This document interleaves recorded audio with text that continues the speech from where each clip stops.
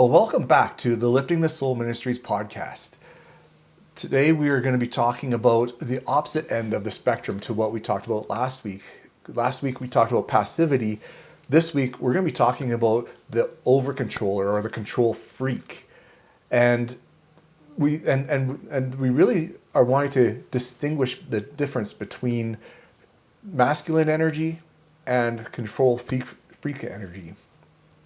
And to be honest with you, when I was preparing for this particular talk today, I feel I'm going to be coming more from an observer perspective for myself personally, because I was so much in the passive myself in the relationship that I was in. And the few times that I was kind of more that control freak person, it was more out of being stubborn. That kind of person that was going to die on that hill for this cause, even though I knew that there was a part of me that knew that it wasn't quite right, and stuff like that. So that's kind of where I'm coming from in today's topic. Jason, what about yourself? I've experienced both sides of this, actually. This is something that I know very well, because I've had the sense of being convinced that I had to be passive. And then once I realized that being passive was being weak, deciding that I needed to overcompensate in the other way. And the ways in which that also hurt my relationships in a different way, but just as effectively. And I was a master at alienating people, losing relationships, and sometimes being considered a bully. And at the time, I didn't care, because I wanted to project myself, but really I wasn't projecting myself, I was protecting myself. One thing that you'll see about both of these, the passive or the aggressive, these are really just two sides of this exact same coin. And this coin is one of fear and one of insecurity. And how they present themselves is either going to be with either being passive or with being too controlling or aggressive. That is one thing that I came to realize myself, is that fear aspect. With the passive, your fear of losing a person or whatever in the relationship, and you're wanting to just do whatever you can to appease. Whereas in the control side, your fear, that fear is the same, almost the same kind of thing. It's not necessarily of losing. It's kind of, I don't really care because I've been hurt so many times, or I've been, I haven't had that control, or I've lost control of something. So I'm going to do everything I can to gain that control, because if I don't, I'm going to lose something or whatever, right? Like that's just kind of what I've been, that's, so yeah, like you said, it's both sides of the same coin, but just the response or the reaction from it is on the opposite end of the spectrum. Right. It's both based on fear of loss, but it's the fear of loss of something specific. So while the two sides of the same coin, the reason why they have two different sides is because they are both trying to fight to keep something. They are fighting to reduce the loss of something. So with passivity, it's fear of loss of belonging. And so there's a huge element of abandonment that comes with that. And then with the aggressive control that comes after that, it's the fear of losing the sense of self, and the need, or the perception of the need to fight so strongly in order to assert oneself, believing that the assertion is going to be valued by others, when really it's only valued by you, because regardless of whether you're trying to assert or whether you're trying to preserve, no one cares. The only person who really cares is you. And the ways in which you interact with others is going to be even more important. And that goes with however you are interacting with people. When you come from a place of wanting to preserve belonging, when you are dealing with abandonment issues, when you are passive, the result is contempt by the people, especially your loved ones. When in a relationship, the one who suffers the most is both you and your partner. Your partner is going to see that they have to pick up the slack where you aren't willing to present forth, because you are too afraid of losing that person. So you'll do whatever it takes to keep that relationship. In the meantime, your partner sees that there are certain things that need to be taken care of, believe that you should be the one taking care of them, and you aren't. So now they have to step up and do those things, which can cause them resentment. And the other way, this kind of creates almost like a nuclear option when you are really asserting yourself and needing to assert control, because you kind of overdo it. Not only are you asserting control over what you need to be in control of, but you are telling other people how they, not only what they need to be in control of, but how they need to be controlling their stuff. Believing that since you now have the sense of authority and sense of power, that you have the right to tell people how they're going to be controlling the stuff that they're supposed to be in control of. And this can lead to other people believing that you are too controlling, that you are now wanting to set the stage for everything. You become a micromanager somewhat. And this really is because of the sense of I need to assert myself for who I am. And I need you to acknowledge that, and I need you to support that by doing every single thing I tell you to do. Unfortunately, relationships don't work that way. And so it leads to a lot of problems. Yeah, so many problems. What was coming to mind as you're sharing these things is, especially with our spouse and our partners, is when you become that overbearing person, they then all of a sudden feel unheard, unseen. Their opinions don't matter or value. And so then they start to withdraw as well, because it's like, well, I've got no input on this, so I'm just going to back off and then they become overly passive, and you lose that connection as well, because they are in a sense tuning out.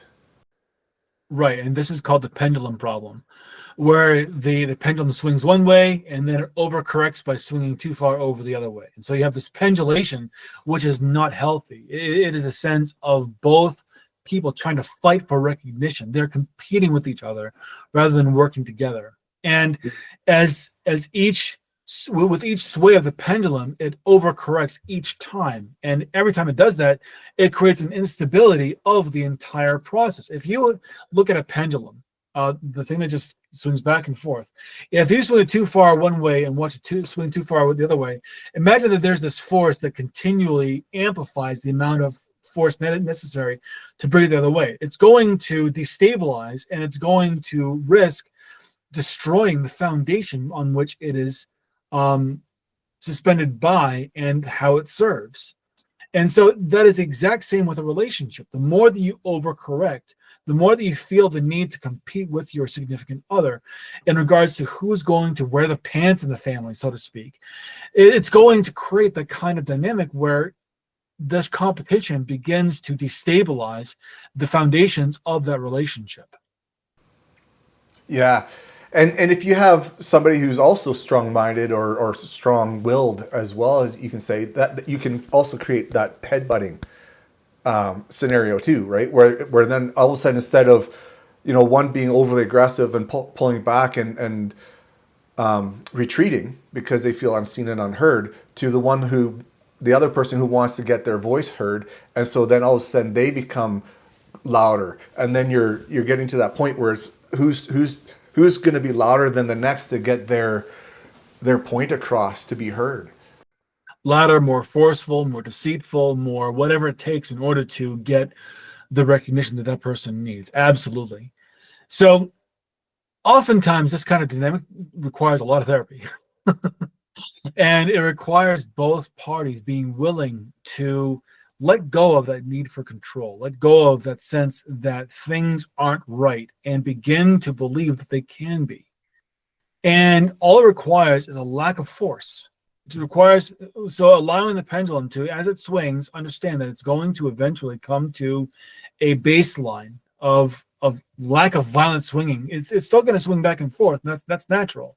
But there's going to be that natural sway where it doesn't have to be it doesn't have to go in one direction too far or the other direction too far. There's no overcorrection of the mechanism. It is just the natural swaying motion of the natural pendulation between two people as they interact with each other, being able to understand how their needs need to be met. And this is really the difference between assertiveness and control. That reminds me so much of the metronome effect. I'm not sure if you've heard or seen these videos, but when they take two metronomes and they have them purposely out of sync with each other, and they are ticking back and forth, and over a short period of time, they'll start to swing in congruence with each other. And this is what we're really wanting to achieve in a relationship, is where that swing becomes a harmonious balance between the two, working together versus being opposed to each other. Absolutely. And when you understand what to look for, when you understand how this happens, it becomes achievable. You realize that the aspects of competition don't need to exist, and that you can create collaboration. But it takes at least one person being willing to set a boundary, and regardless of how much force there is, being willing to reinforce that boundary, not attack the force that is there. That's what continues the violent motion, but just set a boundary, say, no, this is what the standard is. This is what we came into this relationship wanting to do. And if we're going to succeed, this is what we have to be willing to want to achieve. And there's some things that you can really look for that would help you understand what is going to create that cooperation. And it all has to do with understanding what is assertiveness and what is control. Yeah, and there is definitely a big distinction between the two of them. When I think of, what we're talking about with the difference between assertiveness and control, we're talking about somebody who would, say, lead with a vision when they're being assertive, or instead of leading out of fear. Somebody who invites cooperation into the relationship versus demanding that you have to do it my way. It's my way or the highway, right? Or somebody who creates safety and stability versus tension and resentment because of their desire to have that conflict, right? Even to say somebody who's accepting individual choice, realizing that, we are two different people and we have two different ways of how we view things. And this comes down to understanding really digging into understanding who your partner is and stuff like that, and accepting them for who they are in the moment versus, trying to change them and other stuff, right? And so what are their choices being made from and stuff like that, instead of this idea of losing control altogether. And all this stuff builds respect over building rebellion. Absolutely. And it's important to understand what we mean by assertiveness. So assertiveness is the ability to stand firm in one's own beliefs. And assertiveness is really built by the understanding of what your boundaries are and how you can, in a healthy way, preserve them without having other people feel attacked. And this is one of the most critical things that you can develop, along with self-awareness, emotional intelligence, and stoic resilience.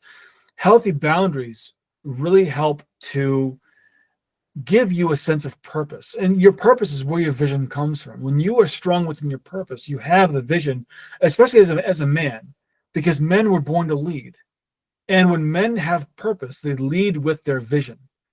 And because of that vision, they can invite cooperation. And when they invite cooperation, they can create that sense of safety and stability.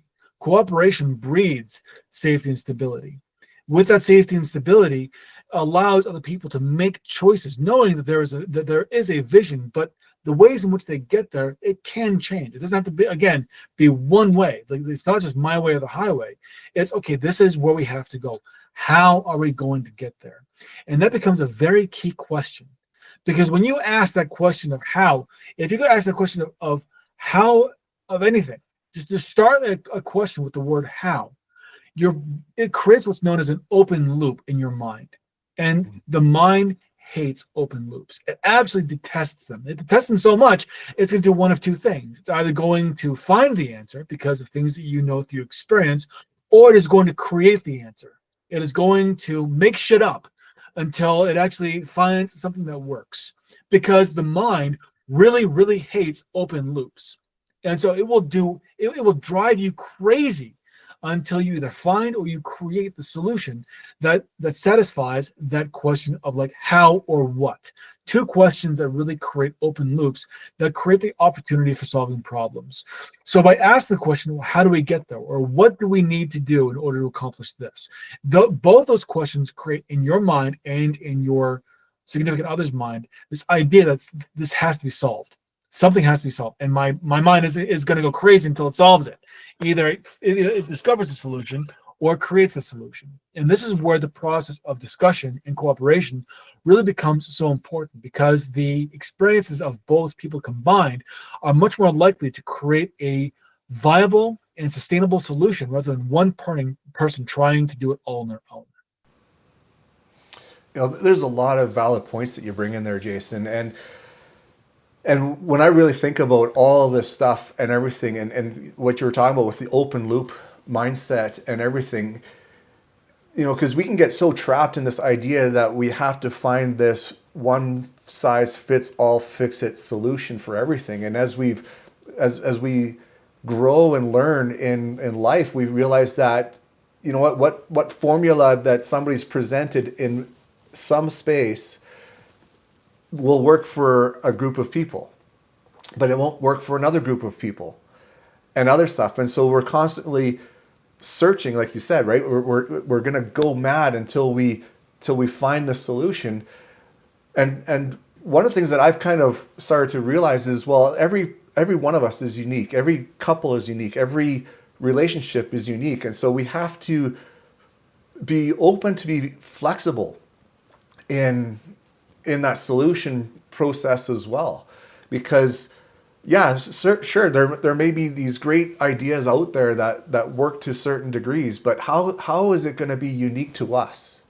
How are we going to work together, whether we adopt certain perspectives or other things from what we've read or what we've heard or other things, to really blend it together to make it something that is for us, that will bring us together. And what you're speaking on is the core of what makes relationships so great. When you have two unique people that come together and they forget about the differences that they have and they focus on how they can cooperate. I don't think there's enough of that going around. I think people are way too focused on their differences, which is why we have so many situations of men and women who compete for control rather than trying to create cooperation. And as men, our job is to lead. And you can't lead. Well, you can. I mean, all leadership is really self-leadership. Let's just put that right out there. So whenever you are leading yourself, you are leading. And this is why control it doesn't work, is because leadership only works if the other person that you are with wants to lead themselves in the same direction that you were going. And this is why safety and security are so important. The idea of safety and assurance being such a strong component, because without that safety and assurance, they're just in a mode of protection. And when you are in a mode of protection, all you are doing is figuring out what is this person going to do that could possibly harm me. And that is antithesis of, or anathema to, the idea of creating cooperation. You can't cooperate if you don't feel it, like there's no safety and no assurance that your needs are going to be met along with your partners. So it becomes this kind of thing where, unless you are willing to lead yourself in a situation that you know others want to follow, that's key. Lead yourself in a situation you know others want to follow. And then you connect yourself with someone who you know can cooperate with you, or at least you can begin to help them realize that cooperation is a much better place to work from than conflict or competition. If you can find that kind of dynamic, you're ahead of like 80% of the couples out there that are going to they might have some instances of cooperation, but it's tentative. It usually results in eventual competition, which again doesn't work. But by being able to at least find yourself in a situation where you can lead yourself in a direction others want to follow, you really create the opportunity for that cooperation to happen. And that is what creates great assertive situations. That self leadership point that you just brought up is so important. It follows along with self discipline and other things in life. If you are not able to control your own life in the sense of self leadership, self discipline, all this kinds of stuff, and you're just kind of willy nilly going through life and stuff like that, that does create that sense of insecurity in your partner, because they don't see any kind of direction. They just see, okay, well, here's this person who's just kind of floating by, and whatever, and I've got nothing to kind of to hold on to that. And if they have a vision for themselves, then they're going to just kind of push off that way and leave you behind, and things like that. So that's something I found in my life, and something I've been working on more recently is that self direction, that self discipline, all these little things that need to factor into growing into the man that I want to be, how I want to present myself. When I am open to, to be able to open myself up to that relationship that I know is coming to me. And it's already there.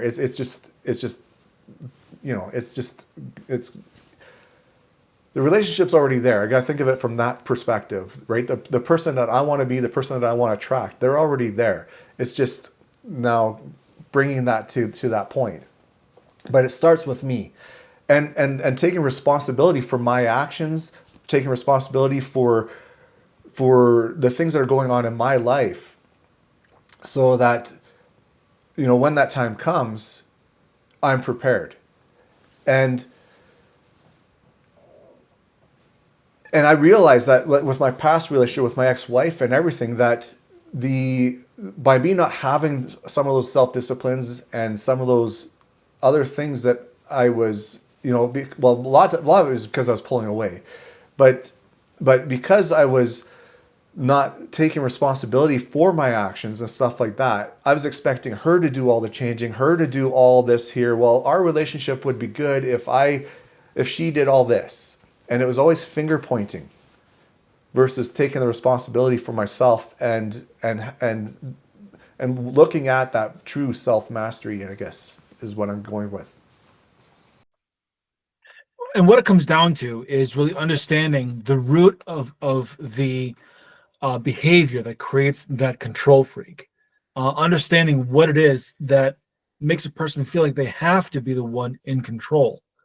And again, this comes after being passive, when the lion is awoken, so to speak. And I really hate that analogy, because it almost sounds like men are predators, and they aren't. Because when you awaken the masculinity within a man, he finds his purpose, this becomes a huge burden. And I think a lot of men aren't ready for this, because they hold on to things like being hurt, abandoned, or embarrassed. They focus on those issues. And so instead of coming into a sense of purposefulness, they come into a sense of needing to control in order to prevent themselves from being exposed to hurt, abandonment, or embarrassment. Yeah. And also, I think that there's a lot of insecurity that if they don't control everything, they're going to lose. And this is a very anxious proposition to come from. And anxiety is like low grade fear. It's not the exact same thing as fear, where fear is being able to understand what can hurt you that you can see, Anxiety is understanding what can hurt you that you can't see. And Mhm.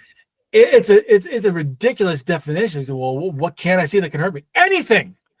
If you look at it in the wrong lens, anything can hurt you that you don't see. But if you understand that the things that can possibly hurt you are really only the things that you can control. Everything else doesn't matter. In my book, The Leading Man, a practical guide for leading with strength and vision, I talk about the 5 things that you have control of, which are your thoughts, your feelings, your beliefs, your decisions, and your actions. And I think I've covered this before on other episodes. But these are the only things that you have any control over. And anxiety basically is worrying about the things you have no control over, the things that mean absolutely nothing to you, because once you take an action, it becomes a circumstance to you and to others. And you can't control circumstances. It's impossible. But what you can do is control how you respond and how you decide, the beliefs that you create based on the circumstances that you create, or the circumstances that you experience. And this is really important. It is, and it's important to have that distinction of, when you think of what is, I often refer to the, people talk about free will and I think of I'm losing my mind at this for a second, but the power of choice, right? The power of choice, and this is where I think what you're kind of leading towards is like, yeah, those are those 5 areas that we have that we can kind of control. We can choose our thought, how we're thinking, because we can change our thought pattern. We have the ability to choose how long, we're going to face and feel the emotions that are going on in our lives. We can choose how we're going to respond in the moment. Like, there is those fractional parts of a second where we can choose to either act aggressively, act passively, or come at it from a more centered and grounded point when we're, in a conversation. We have the ability to choose whether we're going to get up out of bed when the alarm goes off, or if we're going to hit snooze 10 times, right? We have the ability to choose whether we're going to take proper care of our body and all other sorts of things by getting proper rest, sleep, all these things that we do have control over. Are things that is a very big distinction between, you're driving down the road and out of nowhere, something comes and hits you on the side of the car, right? Or you come home and your spouse has been in a chaotic day and all sort of stuff, and she's going off the handle and everything because of her day. You have a choice at that moment to say, okay, you know what? She's going through this here. This is not me. This is her going through her stuff. How can I best support her and all that kind of stuff, instead of coming at it, well, I need my whatever, right? Like those are the kinds of things that we can choose. And it's important to have that distinction. And one thing that I that you just kind of like popped into my mind, thank you very much, is that the idea of choice is much different than the idea of expectations. And one phrase I like to use quite often is, the more you expect, the more you can expect to be disappointed. And this has to do with the fact that there are certain things you absolutely have no control over. And to expect something that you can't control is kind of ridiculous. I can expect that I'm going to set an alarm. I can't expect that I'm going to receive an email from someone else in my inbox that has to, like, from a client that says, this is an emergency, I need your help right now.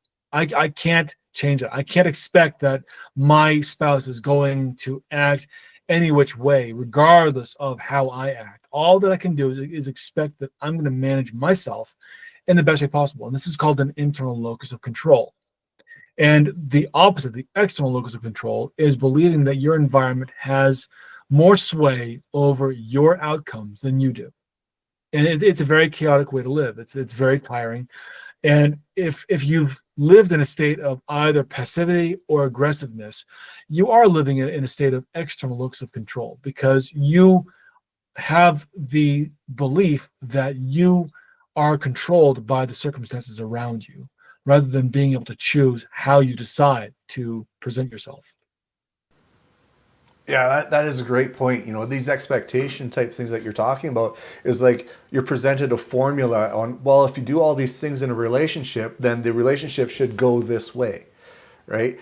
And that's the fallacy, right? Like that's the fallacy behind statements like happy wife, happy life, or and other statements like that, where you get these expectations that are falsely interpreted and how they're presented and stuff like that, because it gives you this false sense of expectation that, well, if I do all these things, then it should equal out to this end result that I think is going to be this harmonious state, when really the truth is like we said earlier, is each and every person is unique and is different in how they react and respond to things. And so the only person that you can really manage and like you said, and control is yourself at the end of the day.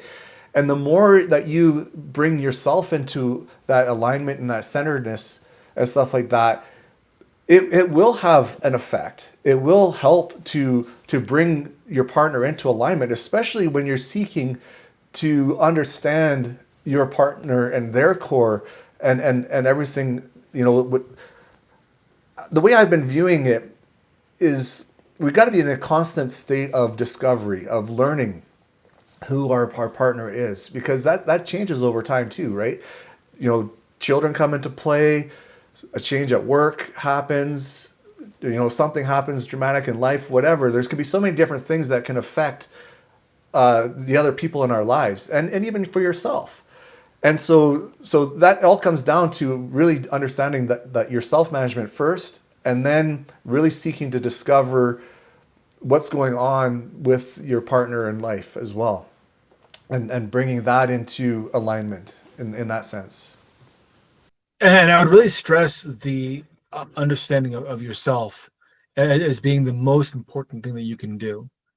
Because as you begin to understand yourself more, you begin to bring yourself more into alignment that creates the idea of cooperation. So here's what some things to do would be really good as far as understanding how to create a more cooperative environment in your relationship. And whether you have kids or not, whether you're married or just going through the dating process, or you're living with a life partner, it really makes no difference. All of these still apply.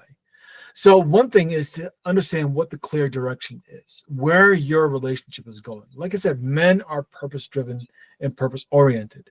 By understanding the why are we doing this? You begin to understand how and what needs to be done and how it can be done, that is going to move you forward towards that objective or towards that why. So saying things like, here's what I see as the best path forward. I'd love to hear what you think. And that gives the understanding of, this is where I'm coming from. I want to know what your thoughts are. And it frames the conversation of, this is where I want to go. This is how I see the relationship moving forward. And so more than likely your partner is going to, if they are of a cooperative mind and they have the same values as you, they're going to create ideas and solutions that support that vision, that support that idea of what you want to move, of how you want to move forward. Remember, men lead. And by providing a frame of, this is how I think we need to move together, I would love to hear what you think. It invites them to give feedback under the umbrella of, or under the frame of what you've already established. Another one is being open to collaboration. So something like, let's talk through this together. Let's talk through it together. Or let's just discuss it and see what we come up with.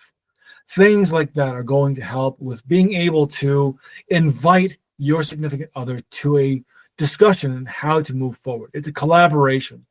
It's not competitive. Relationships should never be competitive. You deal with enough of that at work and with other people that you don't have to sleep with. And it just becomes even worse when you have to do that all the time. I mean, you want to be able to experience some peace, and your relationship should be that peace. So another one would be how you establish your boundaries rather than micromanaging. So micromanaging is not having any kind of boundary and just saying, "What are you doing? What are you doing? What are you doing?" and trying to figure out what they're doing wrong and how you can help them make it better. Like you're the one who's going to help bring everything into perfection, which never works. So being able to say some things like, "This is what I'm willing and not willing to do, and here's why." And the here's why is really important, because just saying, "Well, I'm not going to do this." You're not a child. You're not 5 years old. You have words. Use them. You have the ability to understand why it is you don't want to do this, and this is where a lot of self-reflection really is helpful, because if you can articulate it to yourself, you can articulate it to anyone. And finally, the ability to handle disagreement, because for masculine leadership, the definition is the ability to resolve conflict while achieving a shared goal. So not everyone has to like it, but even your partner will participate 100% of the time. And this is really important, because they may not agree like with everything that you are having to say. And being able to understand their disagreement and say, okay, so how can we move past this? What is it that you need, to basically giving them assurance? What is it you need in order to move forward with this? Because oftentimes when they are in disagreement, it's because they don't understand. If you have an idea of what it is you want to do, or how you want to move forward, it's not just for you. Especially if you're staying in a place of assertiveness, it's because you know that what you can offer is going to benefit many, and that includes your spouse.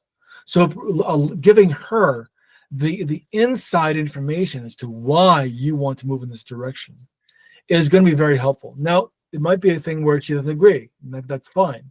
Not everyone is for everyone, and that's okay.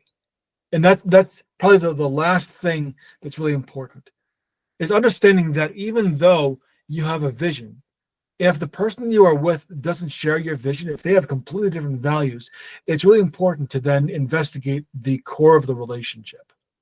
And just because you can be in a relationship with a person doesn't always necessarily mean you should.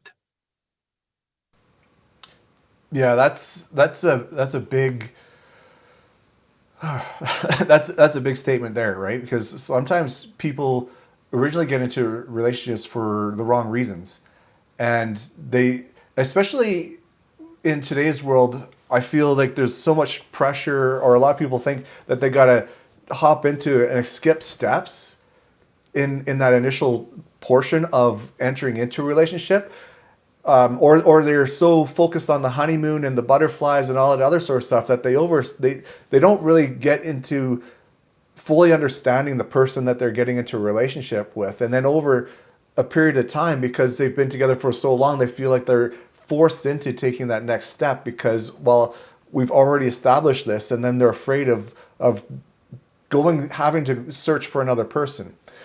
And I know this is a different topic, but I mean, it comes down to, what is that courting period in the dating period, and how you frame that in finding that right relationship. But I think where we're really going at here, to stay on topic with what a healthy masculine leadership looks like, having that clear direction, having the open collaboration, having those firm boundaries and all that sort of stuff, and being able to handle disagreement, because disagreement is going to happen. There's no relationship where you're not going to have some kind of conflict in it and stuff like that. But by doing these things, your spouse, your partner, they feel heard, they feel seen, they feel a part of what's going on in the relationship, and the more that you can align those values together and bring them together, the more that they are willing to follow along. And I think of a time in my relationship. It was actually after I lost a job with a company that I was with for 12 and a half years. And that's where I started my electrical business through. And when I first started this electrical business, I had that clear vision. I had that clear direction of where I wanted to go and all sorts of stuff. And my wife actually, for a period of time, came into alignment with me, because I had that sense of direction, and she was right there by my side, helping me co-create this business. She helped me with the logo. She helped me with all sorts of things.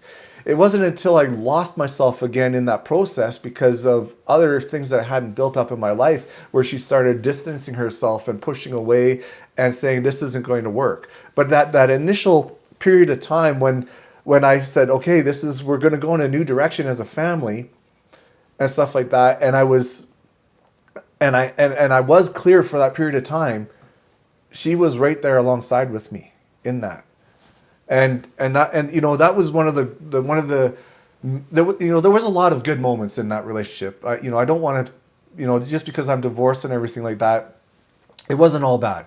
There was a lot of beautiful moments in that relationship, and that was one of them where we were working together, collaborating to make it happen because we were going to go in this new direction as a family.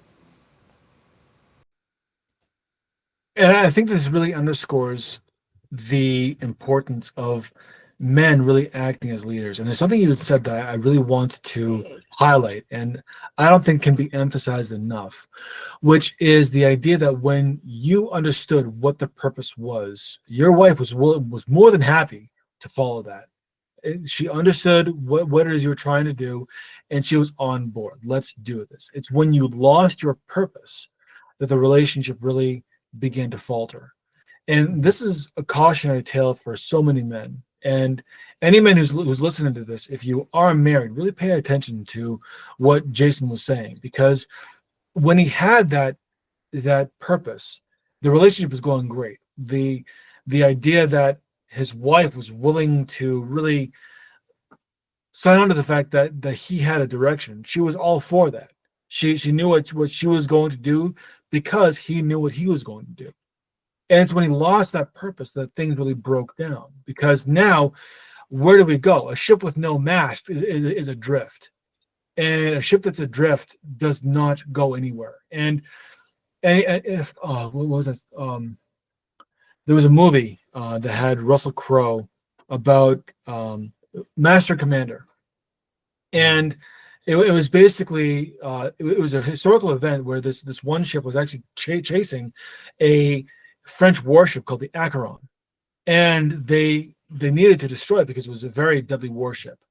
And there was a period when the air went stale, there was no movement, and so they were just adrift, and the people were suffering. It was hot, they were running out of water, they were running out of food, and they had to get going. And it wasn't until that the captain was risking a mutiny because the people on board were so just antsy. They wanted to get going, and there was no place to put their energy, so it was building up into frustration. And it wasn't until that the wind picked up and the sails filled with air again that they knew what their purpose was. The captain once again was able to say, "We're going this way." The ship was moving, everyone was working in concert together, and everything was great. Same thing is with your relationship. You are the master and commander of that relationship. And if you stall, if your purpose, which is the wind, doesn't blow anymore, your ship stalls. And then everyone on board gets antsy and you risk mutiny.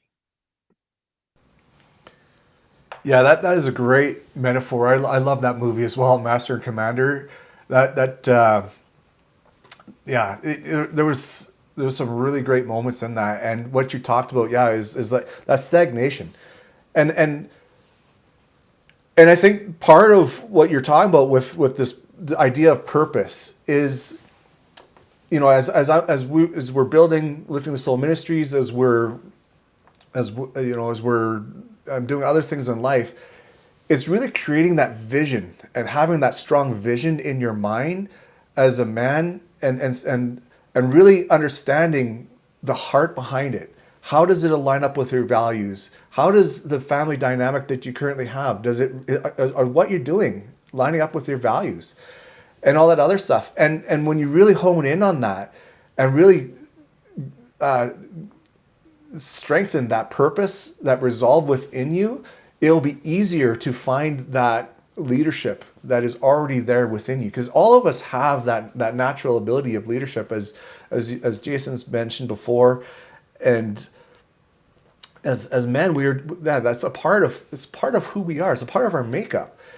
And so the more that we can really hold on to and really envision that purpose, the easier it is to be in that leadership role in the home, and the easier it is for your spouse to be able to come into alignment with it, especially when you add in the things that we've been talking about where she feels heard and seen in that vision as well. Absolutely. It becomes really the most important thing. Having that purpose is one of the most important things that you can have. And it's only through being assertive, not passive, not controlling, that you can really create the purpose that's going to help the relationship thrive. Everything else is going to create nothing but destruction. So really, it's about having the ability to create a checklist, a self checklist, and understanding a couple of things, such as ask yourself certain questions like, am I trying to control the outcome or invite cooperation? And taking a step back and really allowing yourself to absorb the answer, whatever it is. Know that there is no wrong answer. You're just looking for the evidence. Evidence can't be right or wrong. It's just facts. Yeah.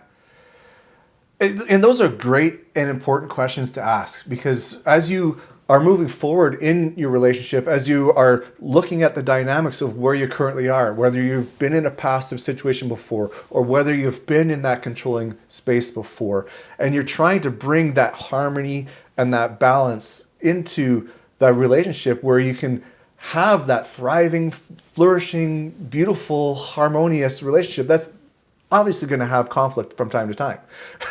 But for the most part, you guys have that same vision, you guys have that same purpose, and you're working together collaboratively to bring that into a full union. And that will not only bring fulfillment to yourself, it'll bring fulfillment to your spouse, but if you have children in the home, it will even radiate onto them, because they will see that here's mom and dad, and they have this bond, this connection that's together that they've been working on, building on. It's not always going to be perfect. They have their conflicts, whatever, but it brings that sense of security to them as well, and it will help them as they grow older and start to get into those kinds of relationships themselves. It will actually have that compound effect, and that effect that will pass on to generations. And it's important that when you are leading or when you are interacting with your family and you are acting as a leader, to ask yourself, is my purpose leading my leadership, or is my fear leading my leadership? Is the purpose that I have the source of my strength, or is it the fear that is preventing me from being able to really lead in the way that is absolutely necessary? Because fear will rob you of your purpose, and your purpose is your strength. So, Jason, do you have any closing words of encouragement that you'd want to tell people? First of all, you're not alone. There's just many men out there in this world who are going through the same struggle that you are. And we've been there. And sometimes, even though we're here on this side of the camera, sharing from our experiences and from the things that we've learned and stuff like that, it doesn't mean that we're not immune to working through some of the stuff, even in our own lives to this day. The important thing to really understand is that you have the ability within you to adjust, to adapt, to grow, to be that strong masculine leader that has the compassion to lead with the assertiveness that is needed, with the vision and the purpose that is already there in you. It's there. You already know what you want, so stop hiding from it. Don't be afraid of it. Learn to embrace it. And the more you're able to do that, the more you are able to discover that within yourself and find that direction within yourself. And the more that you have the self-discipline and all those things that you're working on within yourself, the more that you'll see that your wife or your spouse, your partner, will come alongside. And the more you include her, the more that she feels seen, the more she seems heard in this process as well, the magic will start to happen. It may not happen overnight, right? Nothing's quick and stuff, and there will be testing, right? Like even on the passive side, right? Your wife is going to test this new version of you as you're growing into it. She's going to test it. She's going to push the limit sometimes. But as long as you continue to hold the course, to maintain those boundaries, to really just stay on that focused target, the more you'll come into alignment together. And it's also important to understand that being a leader, your true strength has nothing to do with winning the battles. It's not about who's right. There's this one great quote that I love that says, how badly do you want to prove that you are right? What are you willing to give up to prove that you are right? And that's a question that I think every man needs to ask themselves. What are they willing to give up in order to prove that they are right? Because if you are focused more on being right, it means that you're sacrificing the relationship. And I would invite you to, instead of focusing on how right you can be, focus on how you can win the trust of your partner, how you can win her respect, and how you can win her loyalty. Because the trust, respect, and loyalty that you gain from your partner is going to provide you everything you need to act as a well-adjusted leader in your family, to understand that you have purpose and that your partner, your children, your entire family understands what it is you want to achieve, and they are there with you. And there's no greater asset than knowing that your family trusts you to lead them in the direction that you know they need to go, in the direction that you envision for yourself and for them, knowing that they will benefit along with you on this journey. That is very beautifully said. And, honestly, I don't think there's much more to add to that. So, Nope.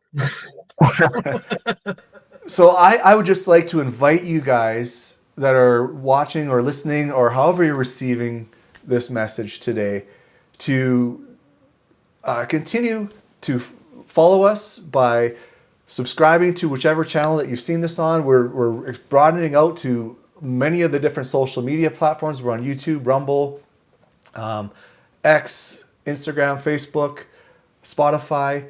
So yeah, so subscribe to the channel, like the channel, and feel free to give us comments. Give us feedback. We'd love to hear from you. And the more that you interact with us, the more that we can grow this channel, the more that we can have an impact and reach out to others. And share it. That's the other thing. Share it with loved ones, friends, and we'd love to hear back from you.